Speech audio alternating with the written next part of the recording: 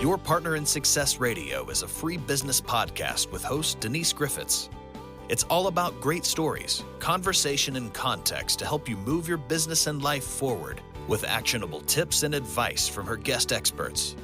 To listen and subscribe, just find us on iTunes, Google Play, or wherever you consume your podcasts. Our topic today is the power of storytelling and thought leadership, and it's an interview with Rhea Wessel. Welcome to Your Partner in Success Radio. I am your host, Denise Griffiths, and I'm excited to welcome my guest, Rhea Wessel.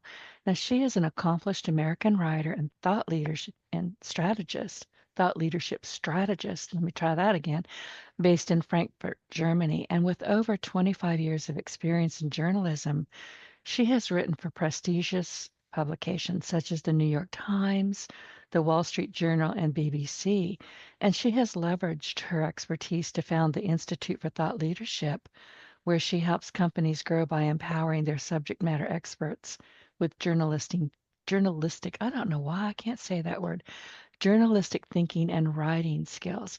And her extensive portfolio spans thousands of stories across 30 industries, both as a journalist and a corporate writer. And her book, Write Like a Thought Leader, which was published in 2022, provides valuable tools for emerging thought leaders to craft compelling stories. And that book is in front of me. Currently, she is working on a second version that focuses on utilizing AI to enhance thought leadership in small and bit miss. I'm going to, I'm having a hard time talking today. Guess what, Ray? You're going to be doing all the talking. So good Okay, morning. fine for me. Good. And welcome to your Partner in Success Radio. I think I figured out why I'm stumbling. My feet are cold. I live in the deep south. We don't get cold weather often, but when we do, it goes straight to the bone, and my feet Mm-hmm. are freezing. But Mm-hmm. listen, thank you for sending me your book. It's in front of me. It's a terrific book, and I've read it and reviewed it, and I would like for you to tell our audience a bit about you and how you like to present in the world. Oh, and by the way, I mentioned that your new book will be coming out. I've already invited you to come back when that one's ready. Mm-hmm. Thank you. I appreciate it. Looking Okay, forward. me too. So, what should our audience know a bit about you that I didn't get to or Mm-hmm. stumbled over? I appreciate that introduction, and I think the thing to keep in mind is that I'm looking at thought leadership as a practice for firms and very focused on the writing of thought leadership materials and content and on the ideation. And I think that it's a sweet spot to be in, especially as AI comes and helps to automate the content creation process. I'm focused on the ideation. How do you get the ideas? How do you frame the stories? How do you set up your knowledge as a way to serve your audience, to externalize your expertise? And that is something that every person who's basically, you could call it an expert business, their business is based on their expertise. Individuals need this and companies need this, but when you try to do it at scale in a company, then it all gets a little bit more tricky. You need processes for that. And so I think that that's important to say. I'm at the front end of the ideation process or the idea production process. And that's exactly where I love to be. That's in the inception, in the creation, the framing. That's the fun part. So, Love that about your book because, I don't have a large business. I have a very small business. I'm more of a solopreneur, but I have to produce content and I have to come up with ideas daily in my sleep. I mean, if I don't have ideas to share, I got nothing. And it can mm-hmm, get very, very tricky. And so many people, and I'm sure you've heard this, people will say, especially if they're talking about themselves, they have no idea where to go, where to mm-hmm, start. And if you can't introduce yourself properly, then you can't introduce ideas, is the way I think about it. mm-hmm, mm-hmm. Yeah. And in my journalism days, I would keep a list called the works in progress and your whips list. And this is your story ideas collected and the perhaps the clippings that will back it up or the article you read somewhere else that is inspired a story idea. And the the thing is, it's easy to get lots of those ideas because they're across all domains or disciplines. You're just intrigued and you're the journalist and you can write about it. You just need to have the right sources and expert interviews. But when it's flipped and it's your own expertise and your own business, and essentially you need to say the same thing over and over again, a form of messaging, then it can be a little bit tricky to have a constant flow of ideas. And but if you use this journalistic framing method that I teach, I call it the story framing system, then it's a way to keep the ideas flowing. And in my courses for Harvard alumni entrepreneurs, I often say, hey, look, I want you to be an ideator in motion. I want you to have to stop the car so that you can write down the story idea before it escapes you. And we do that by using the story framing system, and it works, and it's fun, and it's a joy for me to watch people coming up with interesting story ideas for their business. I want you to tell us more about that system. I have to tell you, I get ideas all over the place. I may be standing at the stove, but I find it never when I'm in front of my keyboard. Every time I don't know what that's all about. I will open an epic blank page and that's where it stops. I have to walk away. But my best ideas honestly come in the shower. And when you're Mhm. talking about get them written down, pull your car over, just stop, write them down. I figured out that my best ideas, I mean, I take my shower is hot enough to steam broccoli. It's a good thing I have a very high ceiling or I'd be peeling the paint off of the room. But I learned many, many years ago to take bathtub crayons in the shower with me Oh, I didn't because even know those, there's anything called a bathtub yeah, crayon. bathtub Okay. crayons. And I take them in, I can't do it in the bathtub because it's a spa tub and it's not going to work, but in the shower I can scribble all over the walls in there. And then when the steam, kind of goes away a little bit, I go back in with my camera. I've got my ideas. Now I can put them into a document and I haven't lost them. Hmm. That's great. That's the most original one I've heard yet. It But, works. Because seriously, I don't know about you, but when I'm in the shower, nothing is bothering me. The phone's not ringing. I'm not thinking hmm about hmm anything. I'm just basically letting ideas just kind of like the shower drips on your head if you have one of those rainforest things, that hmm the ideas just keep on coming. Yeah. Dripping with ideas. Yes, that's exactly right. So I love what you say about just stop, pull over, write it down. Because if you don't, it's gone. It's gone within seconds, minutes. You're It not going really to is. remember it. Yeah. Yeah. And sometimes I wake up and I'm actually drafting an article. It's not just the headline, but I'm thinking about how it would start it and and it seems so clear and so, I'm excited about this idea. There's no, and I think, oh, no way I'm gonna forget it. And it happens, so also keeping a notebook by your bed and Yeah. yeah, That's your and subconscious giving you ideas. mhm, I do the definitely. same thing. I wake up because when I'm going to sleep for the final time, I don't sleep well. In fact, I think that sleeping just gets in the way of my reading time. It's an interruption. So, but I will turn over to whatever's, I've got to think about this. I really need an idea for this. I need an answer. And at 3:18 in the morning, there it is, and I have to wake up and write it down. Yeah, yeah.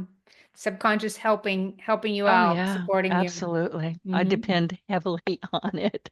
So I wanted to ask you, how do you define fresh thinking in the context of thought leadership? Because I think that's so important. We tend to see, if we're paying attention to social media these days, the same old, same old. And people, Yeah. in my opinion, are misusing chat and perplexity, and because they're just pulling the same stuff out and going, "Oh, that's good." And then they write it down and act like it was their idea. It's not. Yeah. So I think that the fresh thinking, it goes back to the framing of the idea. But even before that step, it's harvesting your ideas. And as I said, there's different processes for organizations and for individuals. For individuals, you might want to do some free writing. I lead free writing and led free writing groups, and in the Harvard Thought Leadership Writing Incubator I mentioned, we also kick it off with free writing. I give a prompt, I set a timer. We keep our cameras on because this is an online program, and microphones off, and write for the designated time.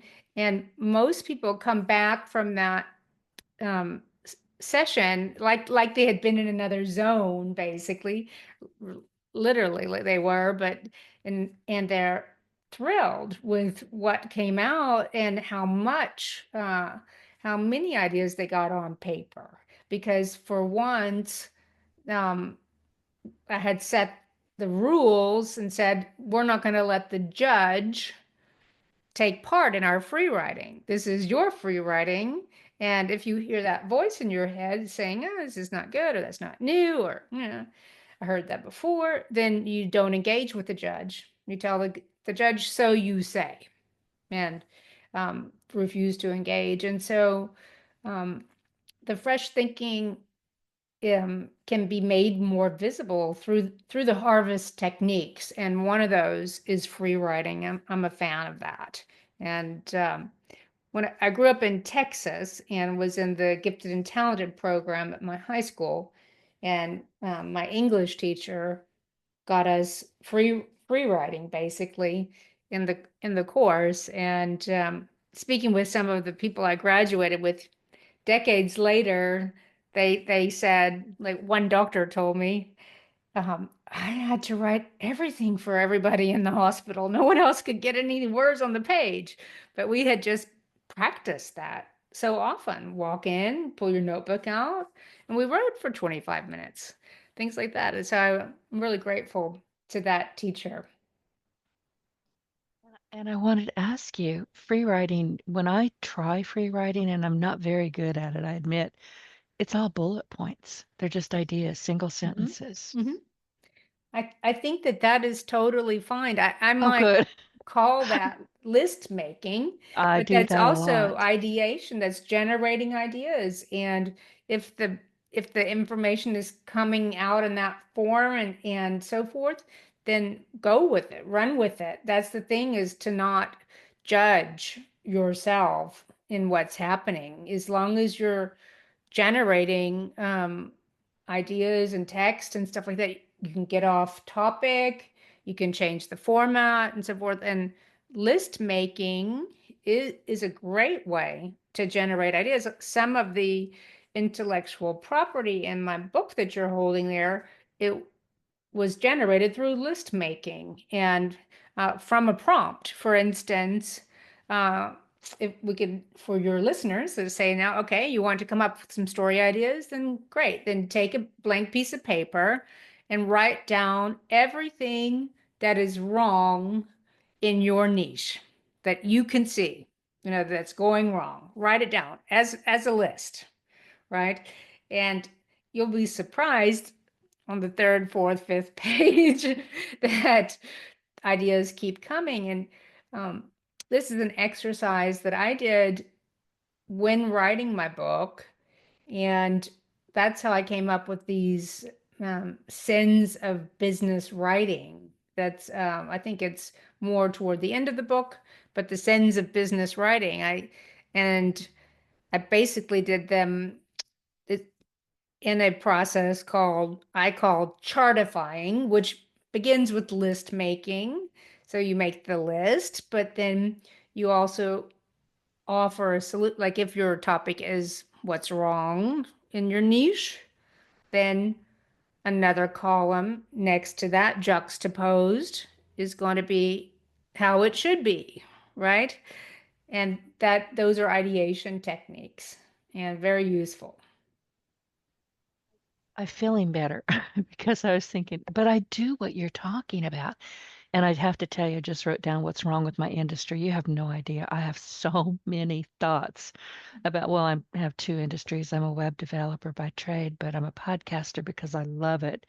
And my podcast is now 17 years old enough to drive or have a debutante ball. I haven't worked it out yet.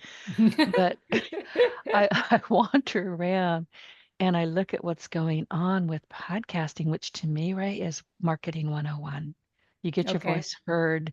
You know, people hear you, they listen to you, they listen to my guests. I mean, it's an amazing way to communicate. And I'm going to do that because I've got so many ideas about what you could be doing better if you're going to be a podcaster or a podcast guest or both. So you just gave me, I started scribbling already. I was Hmm. writing while you were talking. So thank you for that. You're welcome.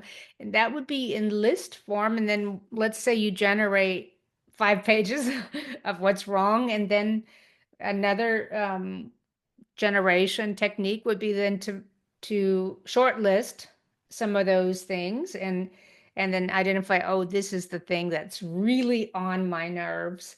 And in order to get to the bottom of that, why it's troubling you and how you might approach that, how you might want to see the problem resolved, you can uh, write a rant, right? So I it's a can do free those. writing exercise, but it's a Yeah. rant, you know, and Right.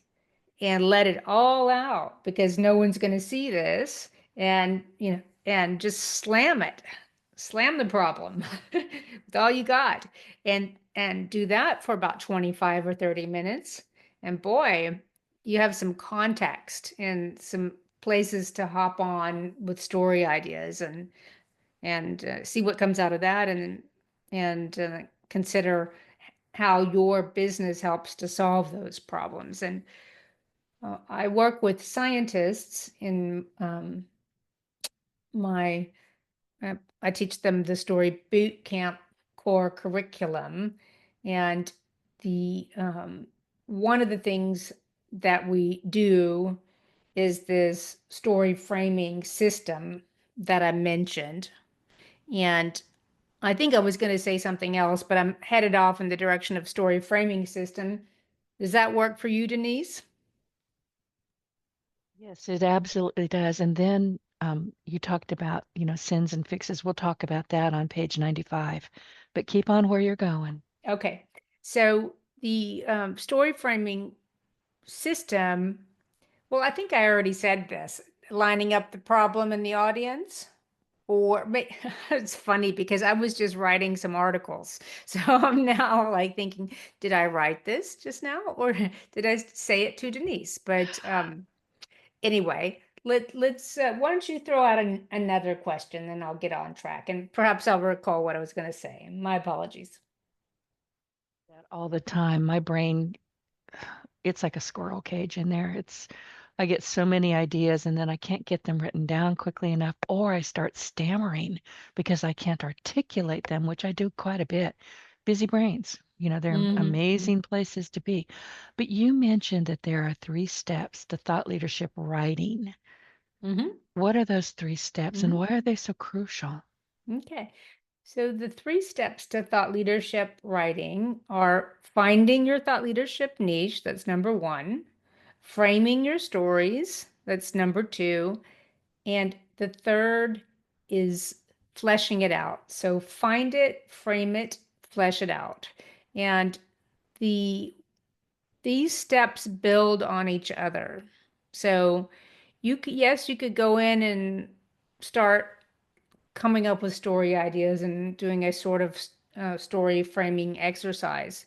But if you haven't identified for yourself what your thought leadership niche is, then you might be generating story ideas that don't meet your audience's needs or they don't serve your business, right? So it's very important to really go through that step of finding your thought leadership niche. And that includes understanding what you know and why you love it, and considering what it is you want to be seen as an authority in. So I literally work with people in the workshops. They're working on a worksheet. I want to be seen as an authority in. And sometimes I hear a long string of words after that point, and I'm working with everyone to get them to articulate that as a few very specific words. So I'll just give you an example. Um, let's say that someone came, they said, I want to be seen as an expert or as an authority in AI strategy. Well, that one wouldn't pass by me. That's way too broad. And also somewhat vague. What does that mean for whom? You need to keep it short and make it specific. So I coach people on getting that to the right spot. And yeah, so lining up what your thought leadership niche will be or should be is the first step. And then the framing, the story framing, that is using the story framing system. And that means uh, diving deep into your audience and their pain points and mapping broad pain points, what they have, but drilling down on one particular pain point.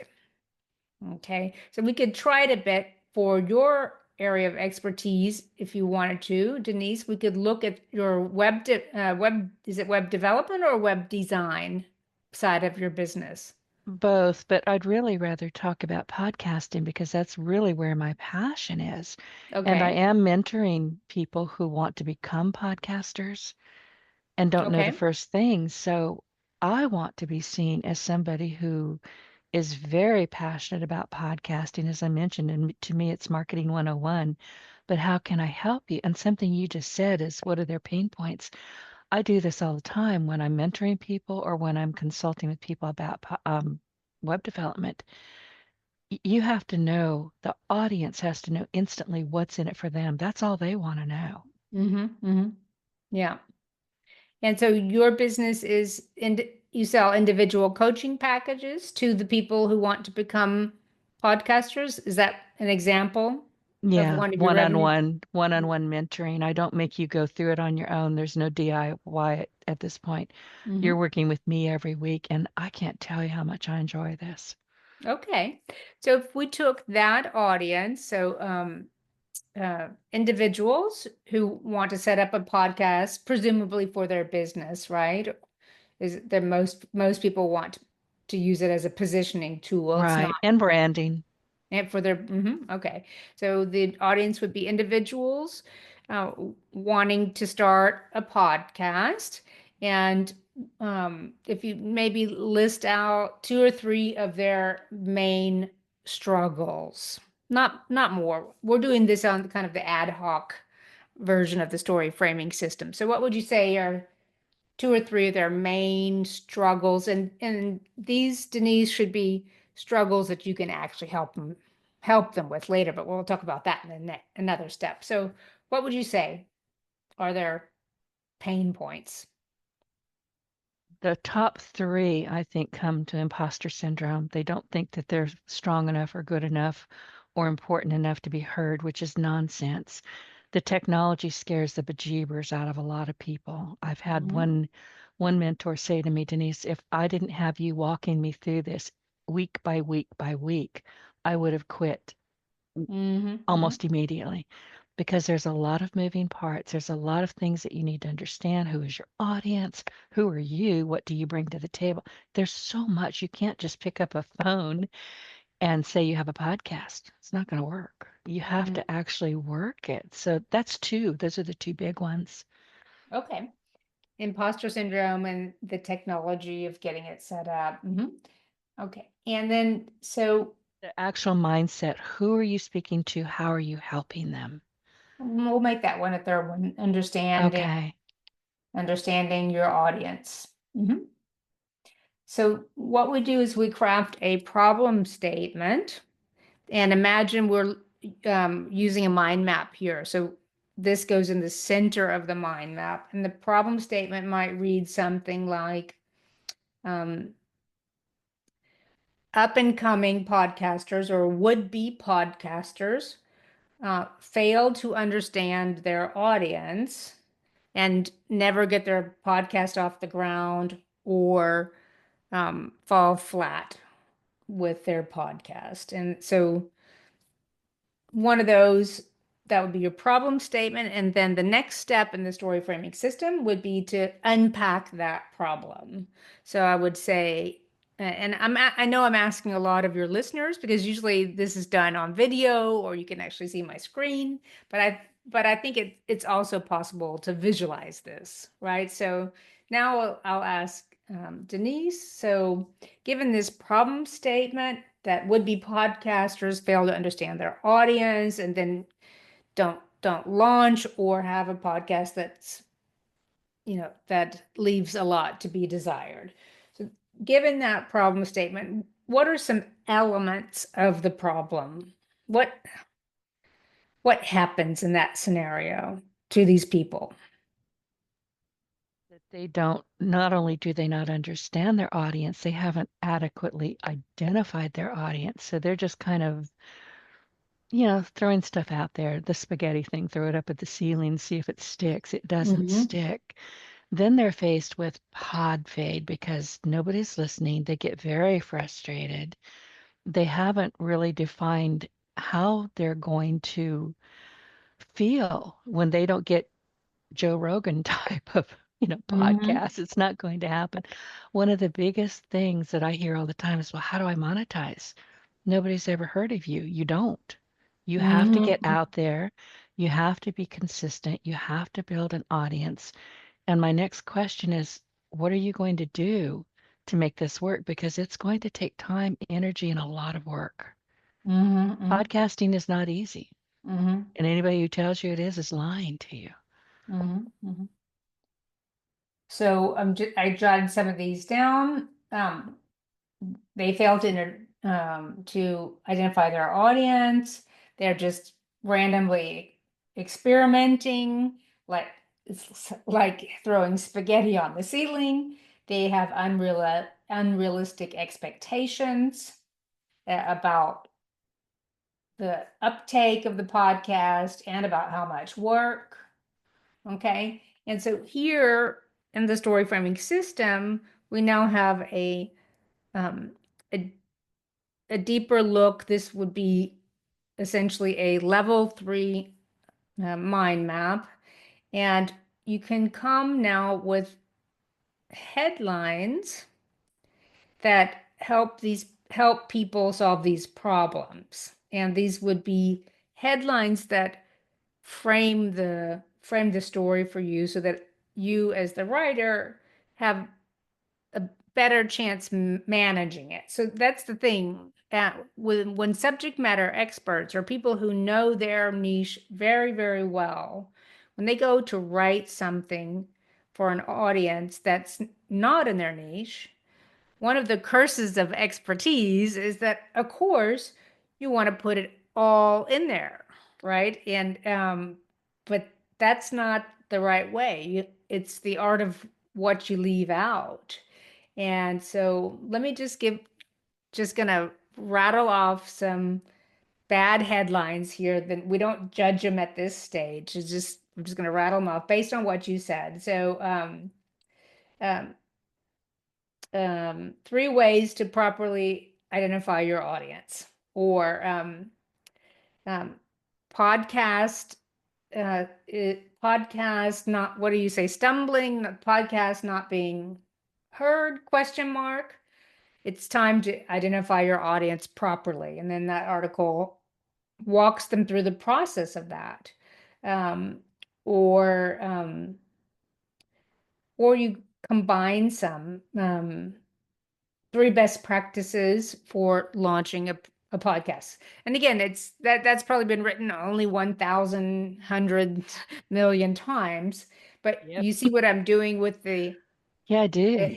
headlines. So the headlines are like the scissors cutting through way too much knowledge and context, and then they're thinning it out, but kept keeping the depth so that you can deliver on that story, on that article. So that is in essence how the story framing system works. Your headlines get applied as solutions, and if it's properly lined up, then um, then you have interesting story ideas that are fresh and useful to your audience.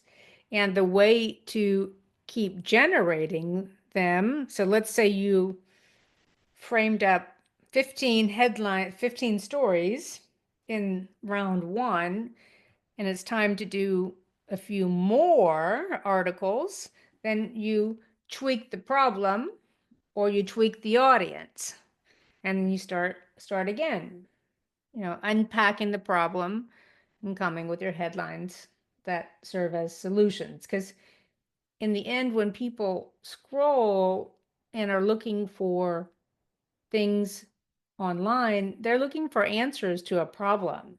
And that's, in your case, Denise, then ideally lined up because you solve those problems, right? So if if they've caught themselves in the case of having realistic expectations, and you've got an article out about that, then they're going to feel heard and understood and be thinking I should have hired her earlier and so forth. So that's how it works, and that's how you support your business with by externalizing your expertise. Right. And I have to tell you, I jumped up and I wrote on my whiteboard because you said something I thought was so important.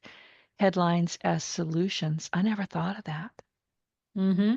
I probably did, but not at a level that I could articulate. Mm-hmm.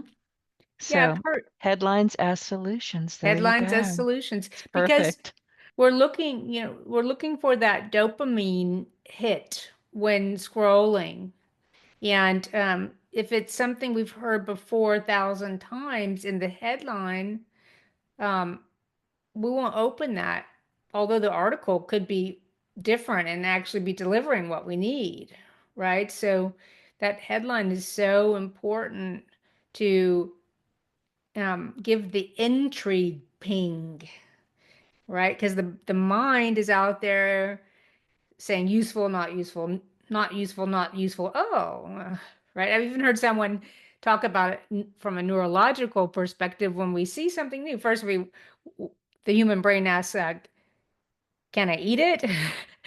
Is it dangerous?" Is it Okay. yummy? Yeah. And then third one, is it useful? Oh, okay. Yeah. Well, maybe I'll click. Right.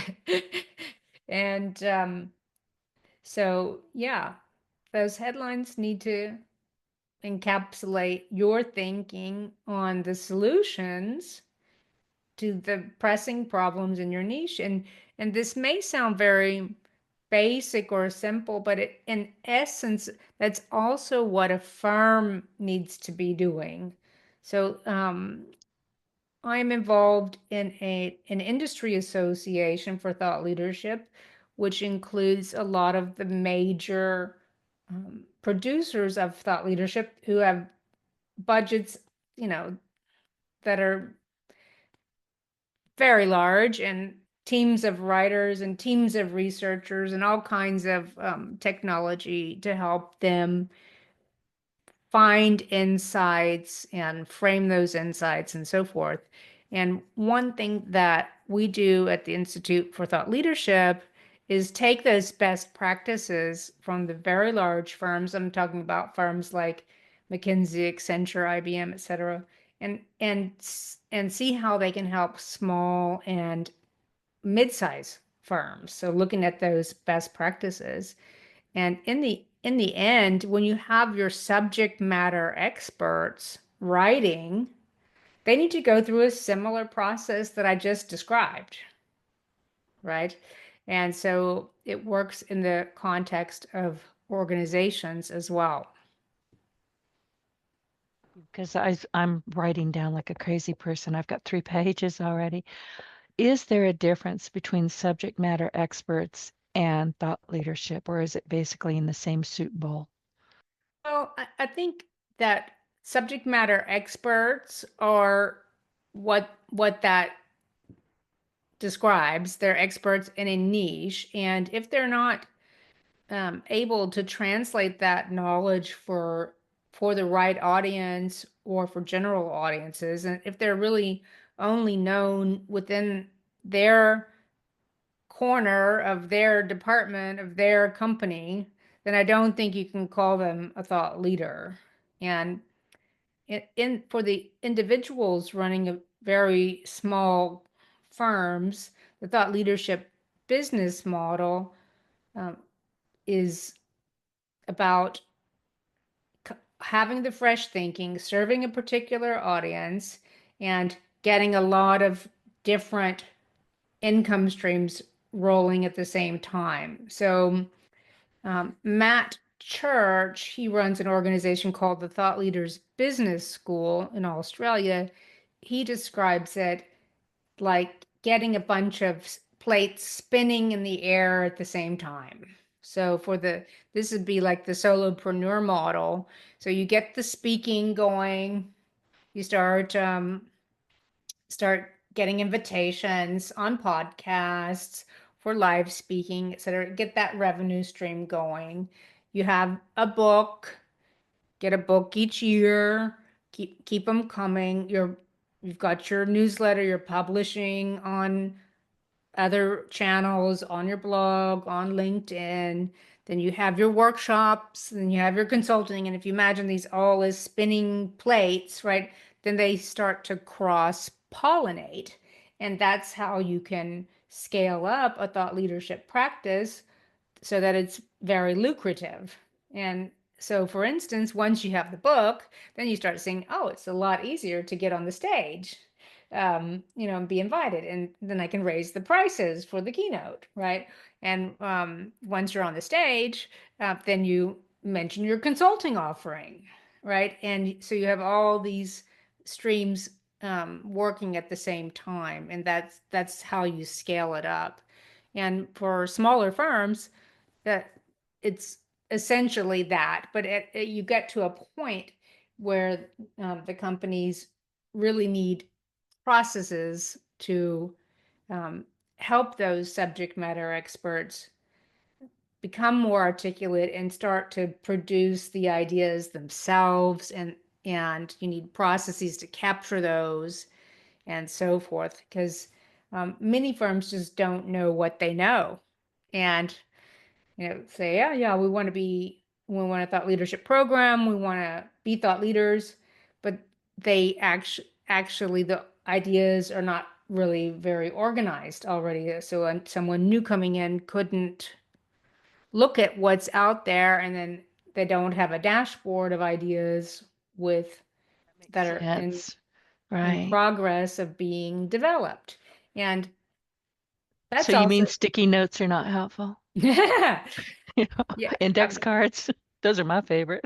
Yeah, it's just like it sounds like you're gonna have sticky notes, like one whole room just full of them, right? On the floor, on the ceiling, on the walls. And so these are systems to keep to capture that material, and then in organizations be able to share it so that the knowledge um, is organizational and not stuck in one person's head. And I think this might be a good place for me to share the story of how I got into this work. I as you mentioned in the intro, have worked many years as a journalist, and then I started to write for companies, and I had an experience where I came across multiple experts, and heard them out on what they had to say, and then had an oh my gosh moment. And one was a German engineer named Sasha, and it was a social context where I met him. But he started telling me about river turbines and how river turbines could actually provide Europe with um, enough clean energy for the whole continent. And making claims like that, of course, the journalist in me gets activated, and I want to hear why and how, and I dug. And so I ended up speaking to him for about an hour on this, and asking everything about, well, why is this not being implemented? And he had an answer for all of my questions, and he had a business behind this. And after that conversation, I've just said, whoa, that's a great idea. Why haven't I ever heard of this? And I had several conversations like that. And that's when I realized, my place and what I want to do, what gives me joy, is to help these subject matter experts who have these great ideas get out there and have these ideas heard. And it actually, Denise, it links back to my abundance mindset. Yeah, I believe we already have most of the solutions that we need to the world's biggest problems. I believe there's no lack of creativity or lack of solutions. They very well may be stuck in some expert's head. And so I like to see myself as a midwife for others' great ideas, for their best ideas. And that's the spot I found for myself. And I get a lot of joy out of that. So Story. And it does make sense because I'll come across stories that they're obscure. Yeah, I read everything. I'll read the back of a cereal box. Don't hand me a TV remote. I'm just going to put it down and probably in a glass of iced tea. I just don't watch TV. But I'll read anything and I'll come across something that is clearly so obscure, but it's so important. And like you, I'm wondering, why don't we know more about this? Why aren't we talking about this? Why isn't this out there? And you just explained why. that's my theory. And obviously there are other reasons why, but that's one of them. That's one of them. And it's, it's that there are many people who hog the microphone. And if you press them, you think, is there really depth here? Is there really, do they really have the deep understanding? And the nature of expertise is often that first, there many experts just aren't taught to communicate to general audiences.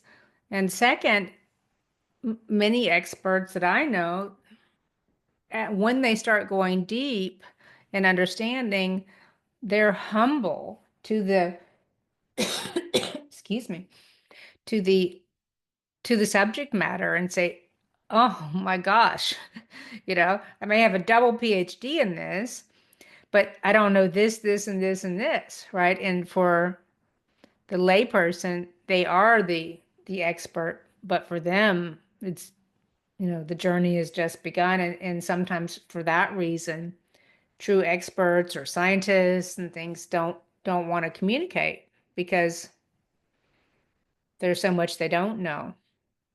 So also I'm helping people with It that is, it's attitude as well. frightening once we start, I was told for years that I was a subject matter expert in a number of things. I'm like, no, I'm not. I'm really Mm. not. Turned out I kind of am. But Yeah. I had I had to have it hammered into my head.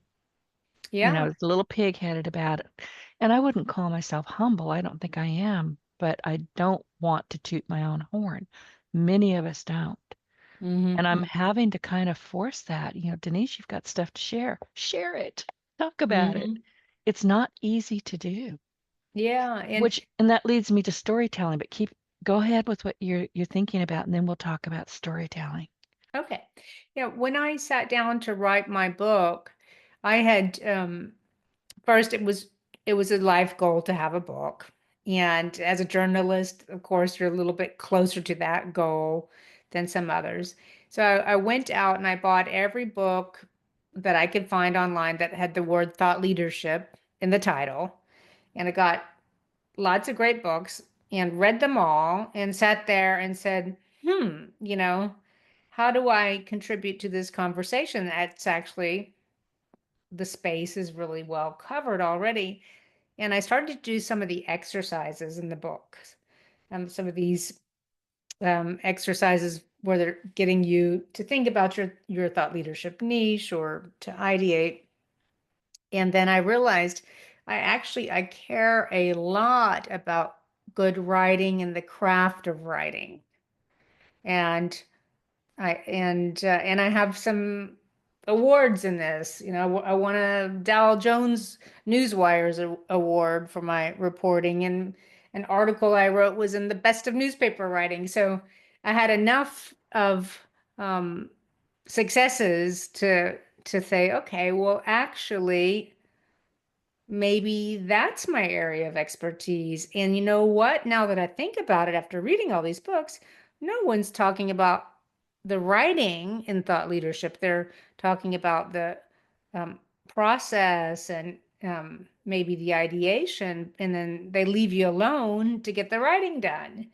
And so I had to go through that mindset shift. Or that one kind of came out bad, didn't it? That mindset Dear shift word. is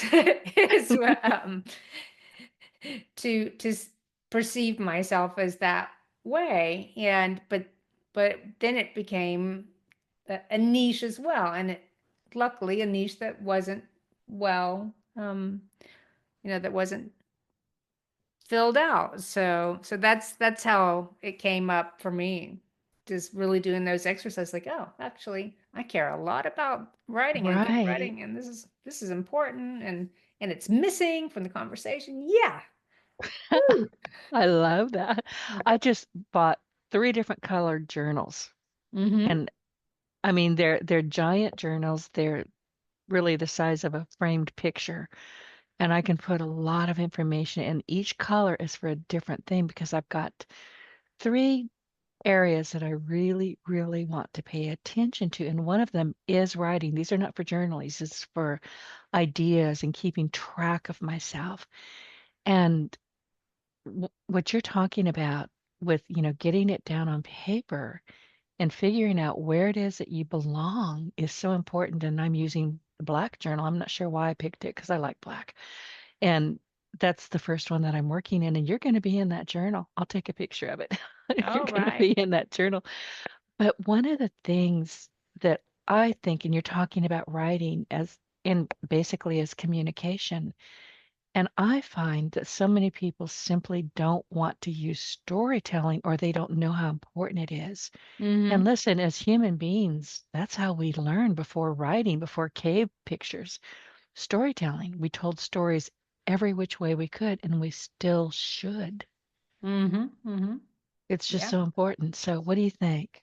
Yeah, it is so important. And the um where I struggle sometimes is with people who more or less are teaching people to write anecdotes and calling that storytelling. So stringing along 2 or 3 anecdotes, doesn't make it a story. And an anecdote, I define that as a situation in time or place, anchored in time or place, and something transformed, there's something happened, and then there's a result.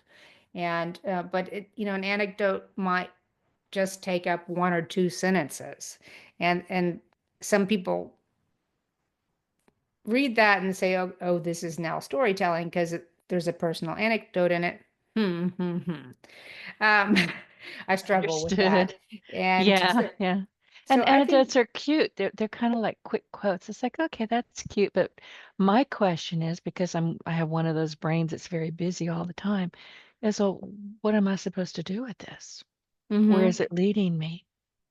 Well, anecdotes have their place and their time, and I've actually shared a couple on this podcast in this conversation, and I do encourage people to basically work up a catalog of anecdotes that they've refined and worked out, and have those available for written materials when they're interviewed, et cetera, et cetera. So an anecdote about how your business started.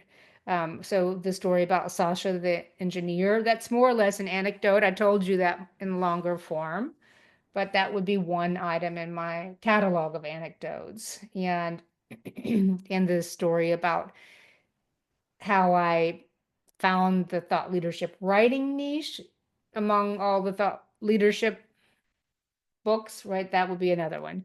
But I had the privilege of attending a literary festival recently. This is 2 weeks ago in San Miguel de Allende, Mexico. And this was focused on literature, so fiction and poetry. And I'm usually at all the journalism events or um, nonfiction events, and don't usually listen in on the fiction and poetry. But I learned so much and dug in, and there's so much that nonfiction writers can learn from fiction as a discipline. There is something called narrative nonfiction, and I worked on a book project with that years ago and learned a lot about it and really appreciate narrative nonfiction. That is when you have a true story and you render it like fiction. So if you think of Too Big to Fail by Andrew Ross Sorkin. And there was later an HBO film made of that. That's about the financial crisis, and he takes you into the boardrooms where their conversations are happening, and he reconstructs scene and dialogue. And that's all done with deep interviewing to make the reader feel like they're actually in there. So that's the way that narrative nonfiction works. And I think that in thought leadership writing, if the material allows, you can use some of those techniques. But to back up a little bit and just give the big picture, the you need to make sure that in the articles you're writing, let's say they're 9 to 1100 words, you need to make sure that transformation is part of that. And then if transformation is an element of that, then you're in the domain of story, right? If you're telling how something was, what happened, and how it is now, then that's a form of transformation. And you may be writing about a project, or you may be writing about how your own views evolved. But you need to have some transformation in the structure of the story. Otherwise, you it's a Wikipedia entry, right? We don't need that. No, and And we don't so, trust those either. well, I don't. yeah, I mean, I think that's a different conversation, Yeah. but we're not just regurgitating facts, right? There needs to be motion and transformation in it. And so that's for me is what I'm looking for also in the nonfiction writing. And and that's to me what makes it storytelling. A sip of Thought water of here. it like that, right?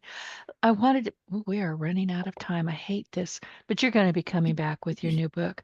Um, How has the landscape of thought leadership changed with the digital transformation of media and communication? I'm thinking AI, I'm thinking graphics, grok, all of it. It's overwhelming. And I Hmm. catch myself reading some of this stuff either on Twitter or LinkedIn or wherever I'm at going, you didn't write that, did you? And I can almost instantly tell. It was just generated without a whole heck of a lot of thought. Are you noticing that?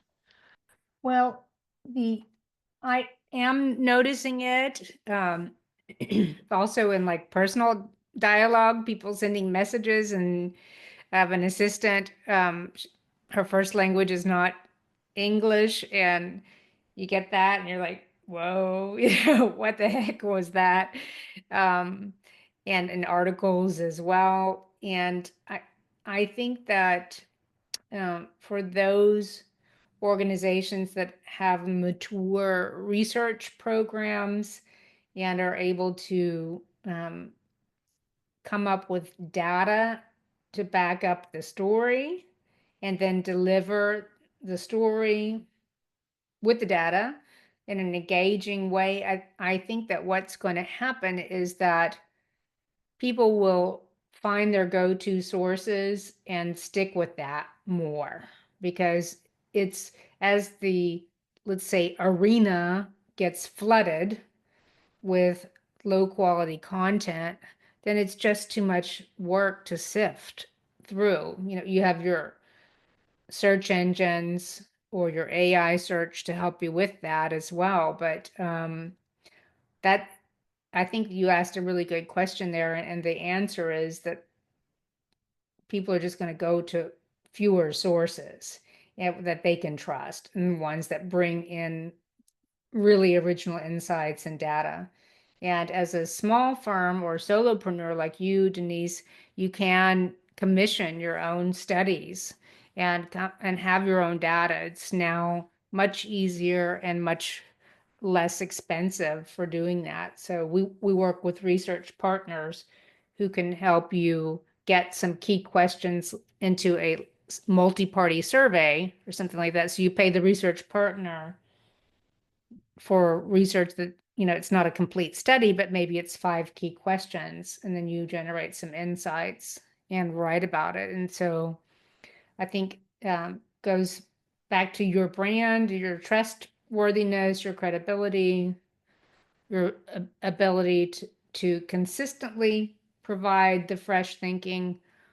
All that can help you, but the shift in thought leadership, I do think means fewer sources, fewer but more trusted sources. And it makes sense It to me. does. Yeah, Yeah. and I've narrowed it down. Listen, I cut cable, oh geez, probably over 10 years ago because even then I thought this is a bunch of propaganda. Yeah, I was identifying it as, well, I'm going to call it BS is what it was, but you could turn the channel and it was the same story no matter who it was. I went, okay, what are they? They're just stenographers. I don't believe any of it. So I cut that off. And I like to use my critical thinking skills or what I identify as critical thinking skills. I think, and I'm hopeful that more and more people, as you say, going, to a bit narrower place to find their information are going to start cutting out some of the BS and Mm-hmm. saying, this is not exactly what I was looking for. Let me go deeper. And I wanted to, ooh, I keep looking at my clock. Can you share a success story very quickly of someone who has effectively used your methods to become a thought leader in your field? Because I want to be a thought leader. So I Mm-hmm. need some hints. Yeah. Well, I will share that a lot of the experts that we have trained in the Thought Leadership Writing Incubator for Harvard alumni entrepreneurs, I am seeing them now be super active on LinkedIn and doing videos and writing and um, seeing a bit of their success and knowing where they started in the program, just actually not quite sure what the niche would be. Sometimes it's because they have too many areas of interest or expertise, and then building that and growing that. So I think I know of a number of people who've cycled through our program, like and now they're out there with their ideas. And that's exciting to watch. And that goes back to what I mentioned earlier about properly identifying your audience. Who are they? What do they want to hear from you? Listen, I get so many people will be talking about a website and they'll say, "Oh, I want to do this and this and this and this." No, people don't care that you have a computer science degree. They don't care about any of that. They want to know what's in it for them, and you better be able to articulate that within about 3 to 5 seconds. So it's, you can't just kind of throw up stuff, and I mean that, throw it up on a website, vomit it all over the place, and expect people not to bounce. They're going to leave. So you Mm-hmm. have to be very, very clear from what I'm hearing from you is where you stand as a thought leader. Are you Mm-hmm. a thought leader? Are you a storyteller? Where are you? What are you doing? What are you bringing to the table? Yeah, I understand. So much for being here with us today. Before I let you go, though, and thank you for coming back when the new book is ready, do you have any final thoughts or advice? And where can our audience connect with you? And you just mentioned research partners. Can they find that on your website? I haven't put our research partners on the website yet. If you would like a referral, would say just reach out to me and I'll make an introduction. And it all depends on the size of your firm and what you need. I think my final um, call to action, if you will, it would be to say, look, the world needs what you have to say. I think that most people have very valuable ideas, and they may be just stuck in your head or just not lined up to the right audience. And if you go on this journey to thought leadership, it's actually a form of self-actualization.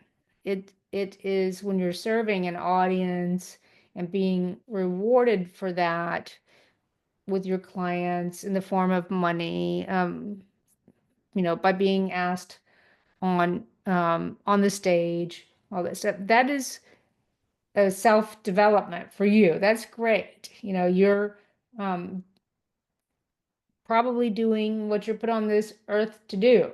And many people want that, but they're just kind of stuck in a confused world on how to line up the ideas. So I would encourage you to write it out, capture, structure, do it in a methodical way, and get out there with your ideas because we need to hear them and we want to hear them. So that's what I'd like to leave you with.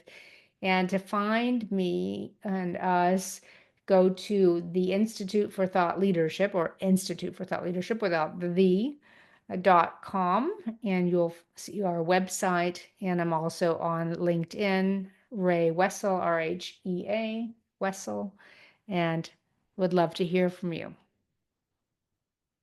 I have thoroughly enjoyed this conversation and I've got notes like crazy. I hope I can read them. Um, and listen, everybody, thank you for tuning into this episode of Your Partner in Success Radio. And today we had the pleasure of learning from Rhea Wessel, an accomplished writer and thought leadership strategist. And she shared some truly valuable insights on how to leverage writing to become a thought leader.